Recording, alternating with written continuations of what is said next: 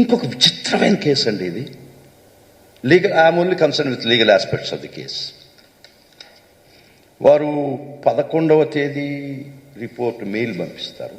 11th 11వ తేదీ register చేస్తారు.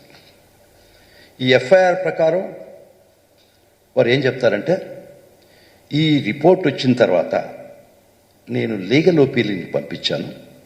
Legal opinion ఏం చేయాలా ఈ రిపోర్ట్ అని. Legal opinion some deputy director of prosecution నెట్టుంది. వారు లీగల్ ఒపీనియన్ పంపించి 11వ తేదీ, చాలా ముఖ్యం, ఇంపార్టెంట్, 11వ తేదీ మెయిల్ వస్తుంది. 11వ తేదీ కేసు రిజిస్టర్ చేయరు. 11 లీగల్ ఒపీనియన్ పంపిస్తారు. 11 legal, very very crucial legal opinion పంపిస్తారు. వారు 11 లీగల్ ఒపీనియన్ తిరిగి పంపించేస్తారు. వారే సెక్షన్ వేసి, ఈ సెక్షన్ కింద రిజిస్టర్ చేసి జగన్మోహన్ రెడ్డి మీద రిజిస్టర్ చేసి అందరు ముద్దాయిల మీద చేసేయండి, 307 పెట్టండి, చాలా అఫెన్సెస్ పెడతాడు. కానీ ఒక విచిత్రం, మళ్ళా వాళ్ళు మారుస్తారేమో డేట్స్ నాకు తెలియదు కానీ, బట్ రికార్డ్ ఈస్ దేర్. నీకు వచ్చింది రిపోర్ట్ 11వ తేదీ, చాలా ఇంపార్టెంట్. అప్పుడు దాకా నీకు రిపోర్ట్ రాలేదు కదా. లీగల్ ఒపీనియన్కి ఎప్పుడు రాసి ఉండాలి నువ్వు? 11 రాసి ఉండాలి, లేకపోతే 12 రాసి ఉండాలి, అవునా కదా? Common sense. 10వ తేదీ లీగల్ ఒపీనియన్ రాసి ఉన్నాడు ఈయన, డైరెక్టర్ ఆఫ్ ప్రాసిక్యూషన్. అంటే బిడ్డ పుట్టక ముందే. ఎంత మ్యానిపులేటెడ్ కేసు అంటే ఇది. నీకు అసలు రిపోర్ట్ వచ్చిందే 11/6 కదా, 11/6. 11/6 నీకు రిపోర్ట్ ఇస్తే కలగన్నావా, సోదికి పోయినావా, లేకపోతే అంజన వేసావా ఎక్కడైనా? 10వ తేదీ నువ్వు లీగల్ ఒపీనియన్ రాస్తావా? నీకు రిపోర్ట్ రాకముందే నువ్వు లీగల్ ఒపీనియన్ రాసి ఉంటావా? ఇంతకన్నా మ్యానిపులేటెడ్ కేసుకి ఏం బయట పెడతావు ఈ స్టేజ్లో? నువ్వు ఎప్పుడు రాసి ఉండాలి లీగల్ ఒపీనియన్కి? అది నిజం అయితే, అదే కరెక్ట్ అయితే, అదే సత్యం అయితే 11 రాసి ఉండాలి. అంటే నీకు రిపోర్ట్ వచ్చిన తర్వాత దాని మీద లీగల్ ఒపీనియన్ రాయాలా? నీకు వచ్చిందే రిపోర్ట్ 11 అయితే నువ్వు 10వ తేదీ ఒక లెటర్ రాస్తావా లీగల్ ఒపీనియన్ ఈ రిపోర్ట్ వచ్చిందని to the deputy director of prosecution. So ఈ ఒక్క విషయం చాలదా? కాబట్టి ప్రస్తుతం దస్ ఇన్వెస్టిగేషన్ స్టేజ్ చేస్తారనుకుంటాను. ఆ స్టేజ్ అంతకన్నా నేను prima facie about the case చెప్పగలుగుతాను కానీ progress of investigation I'm not suppose to go into that. కానీ whatever it is Supreme Court, the Honorable Supreme Court categorically said in many instances where delay of examination, delay in giving FIR, delay, ఇది చాలా crucial. ఇది వారు ఎందుకు ఆ విధంగా ఆలోచిస్తున్నారు ఆ పోలీసు వారు? Yes, 2003 SCC online, 2003 SCC online Bombay 300 page, దానిలో చాలా స్పష్టంగా చెప్తారు సుప్రీంకోర్టు, ఈ కేసులో 77 రోజుల తర్వాత సాక్షులు విచారిస్తే చెల్లదన్నది. ఇది 3 సంవత్సరాల తర్వాత. 3 సంవత్సరాల తర్వాత కూడా నీ అర్లియర్ వర్షన్ ఏంది? నువ్వేమి చెప్పుండవు, ఎక్కడెక్కడ చెప్పుండవు. నిన్ను మ్యాజిస్ట్రేట్ దగ్గర ఫస్ట్ 15వ తేదీ సాయంత్రం 5 గంటల ప్రొడ్యూస్ చేసినప్పుడు నిజంగా నీకు ఇల్లుంటే అది చెప్పావా? ఇప్పుడు దీనిలో రాసావా కంప్లైంట్లో? నాకు ఆ రోజుకు తెలియలేదు, తర్వాత వాళ్ళ పేర్లు కనుక్కున్నాను రాసావా? లేదే. నీకు చాలా స్నేహితుల పేరు డైరెక్ట్గా చెప్పావు. రూమ్లో 11:30 సీతారామంజనే గారు వచ్చారు, సునీల్ గారు వచ్చారు, చాలా స్పెసిఫిక్గా రాశావు. పోనీ అది కూడా అనుకున్నావు నాకు తెలియకపోతే, తర్వాత కనుక్కున్నాను నేను రాశాను. నీకు నిజంగా వాళ్ళ పేరు తెలిసి ఉంటే గుర్తు తెలియని వ్యక్తులు నన్ను కొట్టారని నువ్వు మాస్టర్ దగ్గర చెప్తావా? మాస్టర్ వెహికల్స్ నిన్ను నిన్ను మెడికల్ టీం దగ్గర ఎగ్జామిన్ చేయిస్తే అన్నోన్ పర్సన్స్ అని చెప్పావు కదా, నీకు తెలియదు కదా ఎవరు కొట్టింది అని కదా. That's first version, earliest version which might have the truth. అది పక్కన పెడదాం, నిజమా కాదని పక్కన పెడదాం. దానిలో ఇప్పుడు 3 సంవత్సరాల తర్వాత జగన్మోహన్ రెడ్డి గారు ముద్దాయి, సునీల్ కుమార్ గారి ముద్దాయి, సీతారామన్ గారి ముద్దాయి. గత నెల 10వ తారీఖు కంప్లైంట్ ఇవ్వడం జరిగింది. అప్పుడు మా టైపిస్టు జూన్ 10 బదులు జూన్ 11 అని చెప్పి దాని మీద తారీఖు వేయటం జరిగింది. టిపోగ్రఫిక్ ఎర్రర్. బట్ 10వ తారీఖే నేను ఆయనకి మెయిల్లో పంపటం, గుంటూరు ఎస్పీ గారికి, మీడియా అందరికీ పంచటం, మొత్తం మీడియా వాళ్ళందరికీ కూడా వాళ్ళ మొబైల్ ఫోన్లో చూసుకుంటే 10వ తారీఖునే ఉంటుంది. అలాగే అదే రోజు వాళ్ళు లీగల్ ఒపీనియన్ తీసుకున్నట్టుగా ఇందులో ఎఫ్ఐఆర్లో చూసినప్పుడు తెలిసింది. దీనికి ప్రూఫ్ ఏంటంటే నేను 10వ తారీఖే పంపించింది అందరూ చాలామంది మొబైల్ ఫోన్స్లో ఉండటమే కాకుండా 11వ తారీఖు ఉదయం 5 గంటలకే వచ్చే ఈనాడు పేపర్లో చాలా స్పష్టంగా జగన్పై హత్యాయత్నం కేసు పెట్టాలి అని నేను అడిగింది. చూసుకో ఓకే సార్, చాలా స్పష్టంగా ఆ తారీఖు కూడా చూడండి, 11/6/2024. సో 10వ తారీఖే నేను మీడియాకి అలాగే వాళ్ళకి పంపా. టైపింగ్లో స్టెనో 10 బదులు 11 కొట్టడం జరిగింది. మరి అది యాదృచ్ఛికంగా మరి ఆయనకి 11 సీట్లే వచ్చినాయి అని చెప్పి కావాలని 11 కొట్టింది కాదు. మరి ఏంటో టైప్ మిషన్ కూడా మరి ఎందుకని మరి ఆ టైప్ కొట్టినాడు బుర్ర 11 మీదకి ఎందుకు వెళ్ళిందో అది 10వ తారీఖు అందరికీ పంపించాం.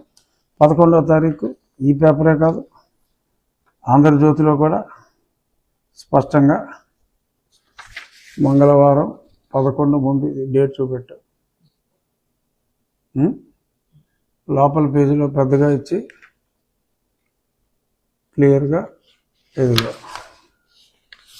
పోలీస్ కస్టడీలో హత్యా ప్రయత్నం 11వ తారీఖు పేపర్లో ఆంధ్రజ్యోతిలో కూడా స్పష్టంగా వచ్చింది. 10వ తారీఖు లేట్ ఆఫ్టర్నూన్లో నేను అందరికీ మీడియాకి, ఎస్పీ గారికి, కాపీ టు డీజీ గారికి అందరికీ కూడా పంపించడం జరిగింది. 11వ తారీఖు అన్ని ప్రముఖ దినపత్రికల్లో, ప్రాముఖ్యత లేని దినపత్రికల్లో ఏదన్నా వచ్చి ఉండకపోతే చెప్పలేం, కానీ అన్ని దినపత్రికలు చాలా స్పష్టంగా వచ్చింది. సో 11వ తారీఖు కేసు పెడితే 10వ తారీఖే లీగల్ ఒపీనియన్కి రాశారు అని సుధా పెద్ద స్టేట్మెంట్ ఇచ్చి అసలు దీని వెనక ఎంతో కుట్ర ఉందన్నట్టుగా పిచ్చగా మాట్లాడటం జరిగింది.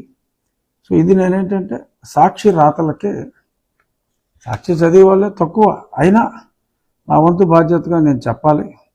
ఎందుకంటే ఇవాళ సాక్షి హెడ్లైన్ ఆ కింద సుధాకర్ రెడ్డిది మటుకు కలర్ ఫోటో వేసి నా ఫోటో మటుకు బ్లాక్ అండ్ వైట్ వేసాడు, పెద్ద ఫోటో వేసిన ఏదో ఏడిపోయిళ్ళు. కలర్ వేయచ్చు కదరా. సుప్రీంకోర్టు వారించిన వినరా, కక్ష సాధింపుతో కోర్టు ధిక్కారానికి తెగించిన రాష్ట్ర ప్రభుత్వం.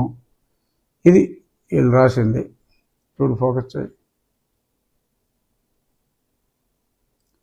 దీని మీద వివరణ ఇవ్వడానికే ఈ మీడియా ముఖంగా నేను ఇది అందరికీ తెలియజేయాలని. అసలు ఇందులో సుప్రీంకోర్టుకి ఈ మ్యాటర్కి సంబంధం లేదు. సుప్రీంకోర్టులో నన్ను కస్టడీలో హింసించిన తర్వాత మరి 14వ తారీఖు నన్ను మే 14 అర్ధరాత్రి వీళ్ళు నన్ను దారుణంగా హింసించి నా గుండెల మీద కూర్చొని ఛాతీ మీద సర్జరీ అయింది, నా మీద మరి ఫిజికల్గా ఘోరంగా అసాల్ట్ చేసి పోతామనుకున్నారు, పోలేదు. నా అదృష్టం, వాళ్ళ దురదృష్టం. మరి 15వ తారీఖు నన్ను హాస్పిటల్కి తీసుకెళ్ళి హాస్పిటల్లో పరీక్షలు చేసిన తర్వాత 16 అంటే ఆదివారం నాడు సాయంత్రం నన్ను జైల్లోకి నెట్టబడ్డా. 16వ తారీఖు ఉదయం సుప్రీంకోర్టు అసెంబ్లీ అయ్యి హాలిడే రోజు వెకేషన్ బెంచ్ నన్ను వెంటనే మిలిటరీ హాస్పిటల్కి తరలించమని చెప్పడం జరిగింది. మిలిటరీ హాస్పిటల్కి తరలించేటప్పుడు అదే రోజు రాత్రి నాకు పరీక్షలు చేసి, సేమ్ డే నైట్ నాకు పరీక్షలు చేసి ఆ రిపోర్ట్ పంపాలి అని చెప్పి మళ్ళీ అదే ఒక 3 రోజుల తర్వాత, అంటే నేను 17వ తారీఖు నన్ను మిలిటరీ హాస్పిటల్కి తరలిస్తే ఆ రిపోర్ట్లు వాళ్ళకి 18 by evening, by afternoon or evening ఆ రిపోర్ట్స్ చేరిన తర్వాత 21, ఇఫ్ ఐఎమ్ నాట్ రాంగ్, 21వ తారీఖు సుప్రీంకోర్టు నాకు బెయిల్ శాంక్షన్ చేయడం జరిగింది. ఆ కేసు ఓన్లీ బెయిల్ వరకే. అప్పుడు నేను జైల్లో ఉన్నప్పుడు మా అబ్బాయి సిబిఐతో ఎంక్వైరీ చేయించమని చెప్పి అడగడం జరిగింది. ఆ కేసు అసలు లిస్టింగే కాల. 2 సంవత్సరాల తర్వాత ఆ మ్యాటర్ లిస్ట్ అయినప్పుడు హైకోర్టు ఏమంది అని అడిగితే హైకోర్టుకి వెళ్ళలేదు. అప్పుడు బెయిల్ ఇచ్చిన సందర్భంగానే సుప్రీంకోర్టుకి ఈ కస్టోడియల్ టార్చర్ గురించి కూడా అడగటం జరిగింది అని అంటే, మరి హైకోర్టుకి వెళ్ళి రావటం కరెక్ట్ కదా అని కోర్టు వ్యాఖ్యల్లో అన్నప్పుడు, we will go back to High Court. If you suggest that I should have gone to High Court, we don't have any problem to go to High Court. At that point in time, అప్పుడు సుప్రీంకోర్టులో bail ఉన్నప్పుడు దీన్ని కూడా file చేయడం జరిగింది. హైకోర్టుకే వెళ్తామని చెప్పి, with the permission to go to high court we wanted to withdraw అంటే స్పష్టంగా as requested by the learned senior counsel, we are disposing of the case with the permission to approach High Court అని స్పష్టంగా రాయటం జరిగింది. So ఆ matter హైకోర్టులో పెండింగ్లో ఉంది. హైకోర్టులో హియరింగ్కి వచ్చినప్పుడు హైకోర్టు వారు ఈ మెడికల్ రిపోర్ట్స్ అన్నీ కూడా ఏదో కాల్చేయాలని చూస్తున్నారు అంటే ఆ మెడికల్ రిపోర్ట్స్ జాగ్రత్త పెట్టమన్నారు. అలాగే ఆ పిదప ఈ cell phone details of all the CID officers and the staff who are there at the time, వీళ్ళందరూ, అలాగే తాడేపల్లి దగ్గర కూడా కొందరు కాల్స్ అని నేను చెప్పడం జరిగింది. చాలామంది ఫోన్ డీటెయిల్స్ అన్నీ కూడా ప్రిజర్వ్ చేయాలి అని చెప్పి సిబిఐకి డైరెక్షన్ ఇవ్వటం, ప్రిజర్వ్ చేయమని ఆ టెలికాం వాళ్ళకి అందరికీ కూడా నోటీసులు ఇచ్చి ప్రిజర్వ్ చేయమంటం జరిగింది. ఆ పిదప మళ్ళీ ఆ మ్యాటర్ హియరింగ్కే రాలా, అది పెండింగ్లో ఉంది. ఏంటి, ప్రిజర్వ్ చేయమన్నారు కొంత డేటా, సిబిఐకి ఇవ్వాలా, ఎవరికి ఇవ్వాలి అనేది పెండింగ్లో ఉంది. ఈలోపు మరి ఇక్కడ దుష్ట ప్రభుత్వాన్ని ప్రజలు అంతమొందించిన తర్వాత వై నాట్ 175 అనే వాళ్ళని కేవలం 11కే పరిమితం చేసిన పిదప రాష్ట్రంలో ప్రజాకంటకుల స్థానంలో ప్రజాపాలకులు వచ్చిన నేపథ్యంలో నాకు లోకల్గానే ఇప్పుడు పోలీసుల ప్రవర్తన మారే ఉంటుంది, అంతా చెప్పిన వెధవ పనులన్నీ చేసే పనికిమాల వాళ్ళు కాదు పోలీసులు అనే ఒక సద్భావనతో నేను ఇక్కడ గత మాసంలో ప్రభుత్వం మారిన తర్వాత నేను కంప్లైంట్ ఇవ్వటం జరిగింది 10వ తారీఖు. దాన్ని మొన్న మళ్ళీ అనుకోకుండా యాదృచ్ఛికంగా అది 11వ తారీఖు అయింది. ఆ 11వ తారీఖు నాడు ఎఫ్ఐఆర్ చేయటం, మరి నిన్న అది ప్రజాబాహుల్యంలోకి రావటం, ఇవన్నీ జరిగినాయి. ఇప్పుడు అక్కడ వాళ్ళు మాట్లాడే మాటలు ఏంటంటే, ఇవాళ సాక్షి పేపర్లో ఇప్పుడు 3 సంవత్సరాల క్రితం జరిగిన దానికి ఇప్పుడు కేసు ఎలా పెడతారు, అసలు ఇది చెల్లుతుందా, సుప్రీంకోర్టు తీర్పుకి అది కంటెంప్ట్ అవుతుంది, వేసుకోరా కంటెంప్ట్, చెప్పుచ్చు కొడతారు. కంటెంప్ట్ అని వేసుకుంటే మీకు కనీస అవగాహన కూడా లేని సుంఠాలు అని చెప్పి మా భాషలో చెప్పాలంటే జోడుచు కొట్టేస్తారు. రే సరే, దానికి నేను సమాధానం చాలా స్పష్టంగా చెప్పా. ఇప్పుడు 3 సంవత్సరాలు అంటున్నారు. మరి ఎఫ్ఐఆర్లోనే చంద్రబాబు నాయుడు గారి పేరు లేదు. 35 మందో 36 మందో ఉంటాయి. కేవలం అప్పటికప్పుడు 37వ పేరుగా మరి మా పార్టీ అధ్యక్షులు చంద్రబాబు నాయుడు గారిని చేర్చి మరి ఆయన్ని 5.5 సంవత్సరాల తర్వాత అప్పటికప్పుడు రఘురామరెడ్డి నంద్యాల వెళ్ళి మరి లేపుకొచ్చారు. మరి అప్పుడు ఎలా చేశారా? 5.5 సంవత్సరాల తర్వాత ఎలా చేయగలిగారు? మరి ఇందులో ఏమన్నా 3 సంవత్సరాలకే ఎలా చేస్తారో అని మీరు ప్రశ్నిస్తున్నారు కదా. మరి 5.5 సంవత్సరాల తర్వాత మీరు ఎలా చేశారు ఆలోచించుకోండి. అంటే మీరు ఏదైనా చేయొచ్చు, కానీ అదే మీకు తగిలితే మీకు ఇటువంటి రూల్స్ అనేవి గుర్తొస్తాయా? ఏ రూలు లేదు. వేసుకోవచ్చు, ఒక క్రైమ్కి ఎవిడెన్స్ దొరికినప్పుడు వేసుకోవచ్చు. ఇంకొకటి, అప్పుడు గుర్తు తెలియని వ్యక్తులు కుట్టారు అని చెప్పి స్టేట్మెంట్ ఇచ్చారు. ఇప్పుడు వీళ్ళ పేర్లు పెట్టారు అని మాట్లాడారు. నేను చెప్పింది కొట్టినోళ్ళ గురించి కాదరా డుమ్రి. నేను చెప్పింది కొట్టిన వాళ్ళు గుర్తు తెలియని వ్యక్తులని నేను చెప్పిన దాంట్లో తప్పేం లేదు.